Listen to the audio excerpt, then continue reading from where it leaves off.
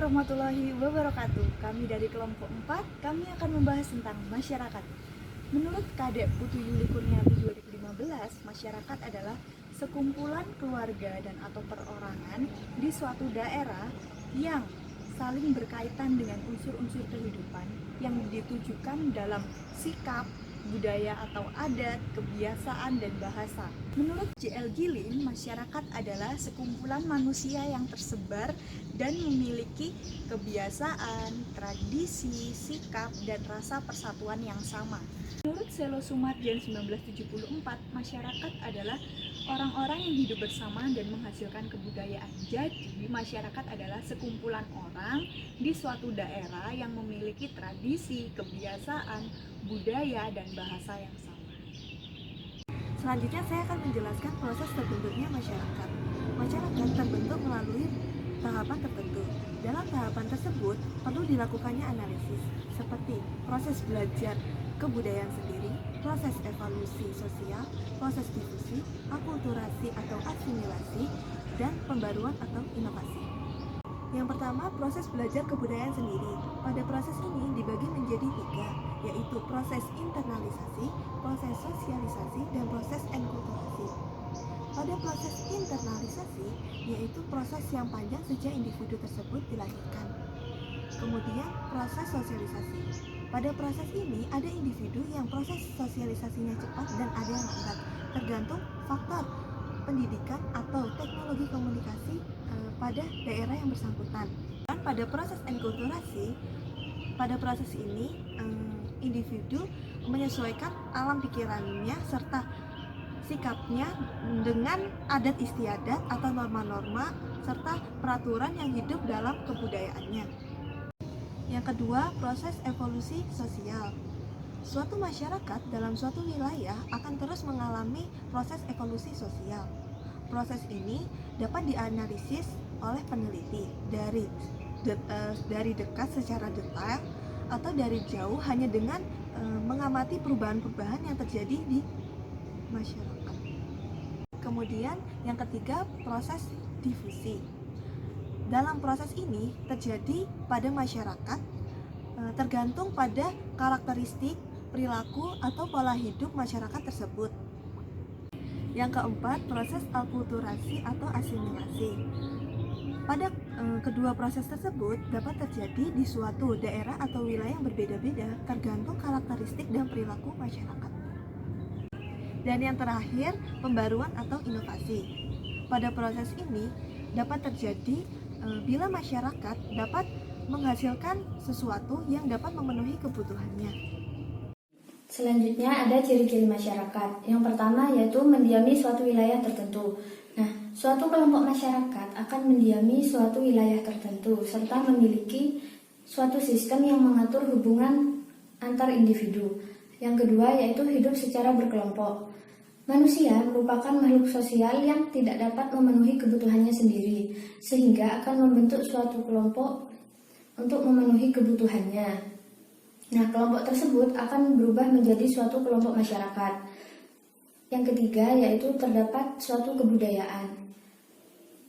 Kelompok manusia yang hidup bersama-sama untuk waktu yang lama akan melahirkan suatu kebudayaan, di mana kebudayaan tersebut dapat mengalami penyesuaian dan juga dapat diwariskan secara turun-temurun.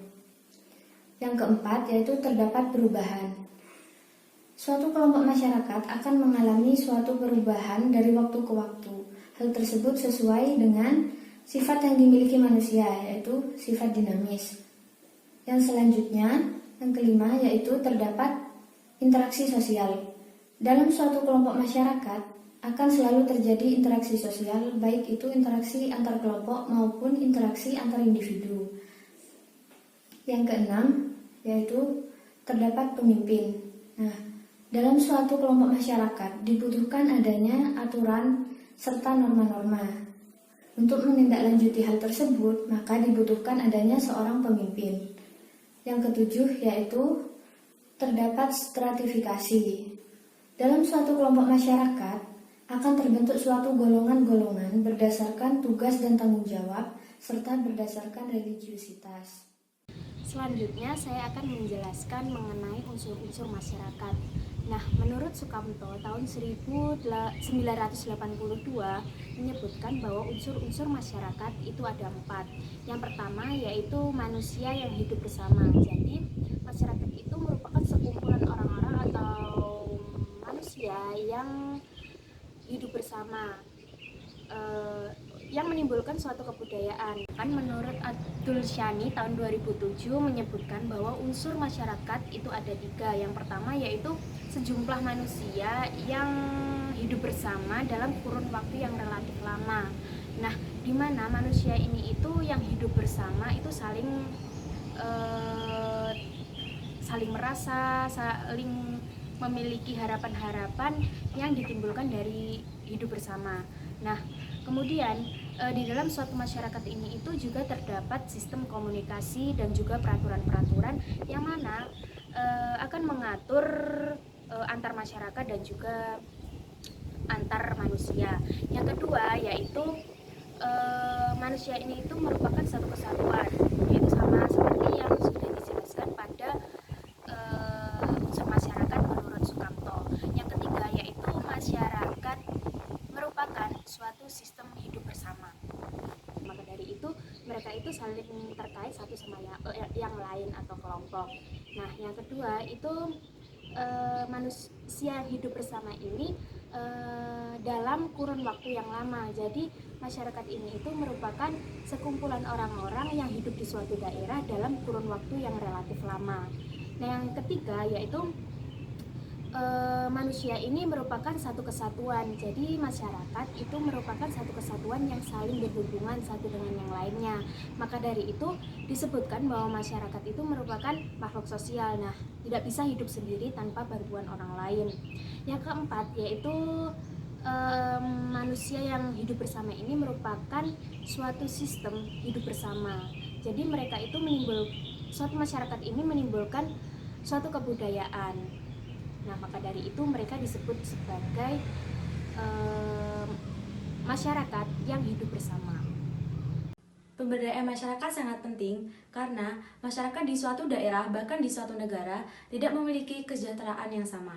Pada umumnya, masyarakat yang memiliki kesejahteraan yang tinggi memiliki kemandirian untuk memenuhi kebutuhan hidupnya. Masyarakat yang memiliki kesejahteraan menengah ke bawah biasanya membutuhkan bantuan pihak lain untuk memenuhi kebutuhan hidupnya. Oleh karena itu, pemerintah harus memperhatikan masyarakat menengah ke bawah, salah satunya dengan pemberdayaan masyarakat. Jadi, kesimpulan dari kelompok kami yaitu masyarakat merupakan sekumpulan keluarga atau perorangan di suatu daerah yang mempunyai adat, kebiasaan, bahasa, dan kebudayaan yang sama. Proses kebudayaan sendiri dibagi menjadi 3, yaitu proses internalisasi, sosialisasi, dan enkulturasi. Pemberdayaan masyarakat memiliki peran yang penting bagi masyarakat untuk memenuhi kebutuhan hidup masyarakat sehingga masyarakat memiliki kehidupan yang layak. Demikian presentasi dari kelompok kami, kurang lebihnya mohon maaf. Wassalamualaikum warahmatullahi wabarakatuh. Jika teman-teman ada pertanyaan, bisa ditulis di kolom komentar ya. Terima kasih.